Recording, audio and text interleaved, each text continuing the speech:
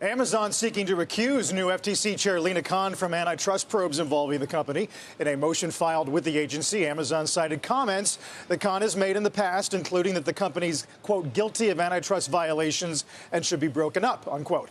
An FTC spokesperson has declined to comment. Fascinating move here by Amazon, and also a fascinating week, Jim, regarding big tech and antitrust. The judge decision on FTC Facebook, right, and then the judge decision on Florida law and social media last night. Well, I know, I'm something.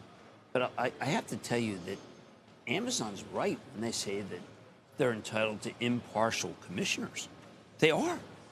I mean, you can't be guilty until proven innocent. Only the IRS court is that.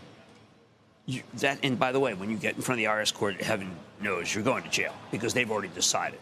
But you're entitled to why should you get a judge, David, who has already decided you're guilty? That's not the American way. Listen, I think this is the third time this week that we've talked about Ms. Khan for obvious reasons. And in the world that I certainly used to report a lot on, merger and acquisitions, when you talk to senior bankers or senior lawyers, there is no doubt it's a concern for them. Absolutely. They don't say, it's not going to amount to anything. They actually say this is really potentially serious in terms of the FTC's ability to quash potential deal making prior to even it happening.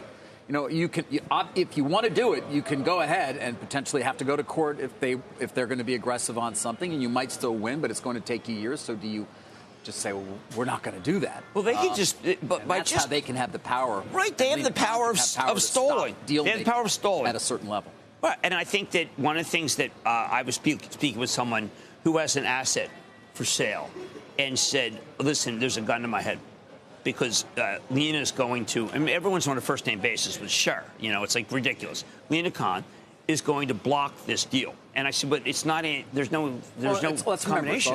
It's also 3-2, Democrat, Republican. However, right, if Amazon were to be successful, and that is very much unclear that they will be, then it would be 2-2, and they get it. They win. You know, 2-2, tie goes to the runner. Why would they even be thinking about making an acquisition in this era? Amazon? Yeah. Well, they're doing the MGM deal. No, but I'm saying why? I mean, don't they know that the deck is stacked against them? And I think that's a question for big tech overall. I mean, we talk about Apple, first of all, which never does a large deal, probably never will. But, of course, people like to at least fantasize about that. Yes, they do. They could potentially rule that out. Although, where's the line? Does every new FTC chief need to be a blank slate?